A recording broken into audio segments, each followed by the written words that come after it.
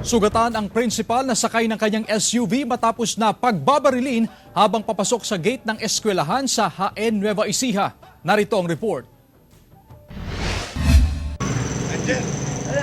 Sugatan ng 49 anyos na si Redin Dakis, principal ng Santo Tomas North Elementary School ng pagbabarili ng dalawang sospek na sakay ng motorsiklo sa HN Nueva Ecija.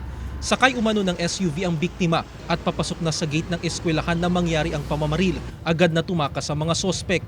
Nagawa pa raw ng biktima na bumaba ng sasakyan at pumasok sa compound ng paaralan matapos ang pamamaril. Ang mga kasamahang guro na rin umano ng biktima ang nagdala sa kanya sa pagamutan. Marinig lang po namin, tak, tak, tak, tak, ganun lang po yung narinig namin. Sabi ko lang doon sa mga bata, baril yun, anak, tumakbo tayo. May papalik kong sasakyan, ay hayan nakako si sir, sabi kong ganyan. E de ngayon, ba't huminto dun si sir? Bumababa si sir, tukop lang yung tiyan na gano'n. Sir, sa ngayon po, ongoing po yung ating kinakandak na investigation at gumagawa po tayo ng isang hot pursuit operation sa Activated na ang Oplan Bacod ng Nueva Ecija Police Provincial Office sa mga exit at entry point ng nasabing bayan. Pansamantalang sinuspindi ang pasok sa Santo Tomas North Elementary School dahil sa insidente. Traumatic ito sa mga estudyante natin.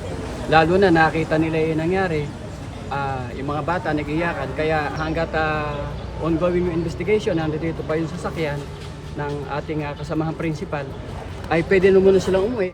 Mula sa GMA Regional TV 1 North Central Luzon, Jeric Pasiliao nagbabalita para sa GMA Integrated News.